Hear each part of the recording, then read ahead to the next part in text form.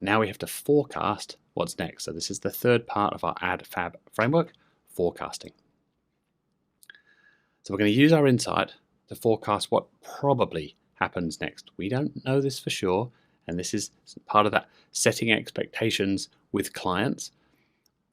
None of this is guaranteed, right? I remember my mind being blown, and this is probably, I started doing Google Ads 15 years ago.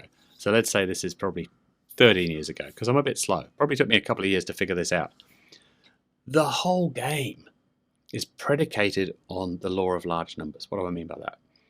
Let's say we're talking just about click-through rate of a particular thing. Let's just say it's a keyword, loads of volume, and we've got this keyword and it's 10% click-through rate, right? The 10,000 people last month are completely different people to the 10,000 people that are going to search for that keyword this month. I know you know this, but they're completely different to the 10,000 people that are going to be searching next month. And yet, this whole thing that we do, this whole game, is predicated on the fact that we assume that that click-through rate is going to stay very, very, very similar over time. Even though it's a completely different group of 10,000 people searching. These people have never met each other, they've never talked, they're never going to, and yet they all behave incredibly similarly over time. We all think we're a special snowflake. We're not. Apparently, we're all sheep or lemmings, or pick the animal of your choice.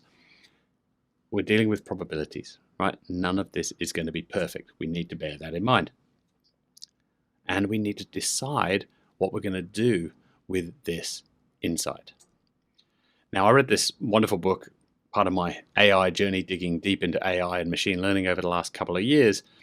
This book by three guys at Toronto University talked about the anatomy of a task.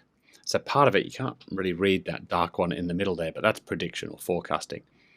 To make a decision, we actually need to combine that with our judgment.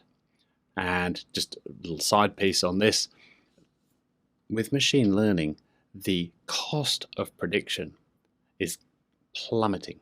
The accuracy of prediction is going way, way, way up. And the speed of prediction is shortening massively. These guys are economists. And what they suggest in the book is that as the cost and the value of prediction goes down, well, then the flip side must increase. The value of human judgment will rise. We need humans in the loop here. This is where you can add your genius to your clients. Yes, let the machine do its thing and predict incredibly fast and very accurately. We'll talk about smart bidding a little bit later on. But what to do with that information? What are the relative chances of these different things happening? How important is that to us?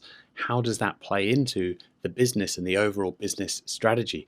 These are things that computers are not particularly good at yet. I'm sure they will be one day, but they ain't yet. And that's where you and I, as agencies, as practitioners of this, can add tons and tons of value to our clients. So that's part of decision making. If you want to go really, really deep into decision making, this book by Chip and Dan Heath is superb. And in it, they essentially outline their 4 villains model. So I found this online. Thank you for Lane Change that created this. There are 4 villains of decision making. And then the RAP formula is the way to overcome those villains. So widen your options, reality test your assumptions, attain some distance, and prepare to be wrong. That's the way you overcome the 4 villains. If you want to dig deeper into that, I'd suggest just Googling Chip Heath decisive RAP model, 4 villains of decision making, something along those lines. It's really fascinating stuff. Essentially, what we're boiling this down to, once we've widened our options and all of that good stuff, is to try and figure out, is this worth it? We've forecasted this thing. Should we even be worrying about it before we decide to act? And that's the 4th part of our model here, our framework. So back to 80-20. Is this worth it? And to do that, we need context. I'm sure you've seen this stuff in your Google Ads account. I know we all jump up and down and say how stupid this is, and the engineers, I'm sure, will figure this out. It does seem to be getting a little better. I'm not seeing so much these days these cards that say, hey, do this and you can get an extra 2 clicks a month. Whoa! But Here's one that says, raise your bid from 70 cents to $2 and you'll get 84 views a week extra, which in this account is pretty insignificant. But, they're trying, they're improving. But is it worth it? 80-20 again, always come back to the 80-20. So that we know, is this action worth doing?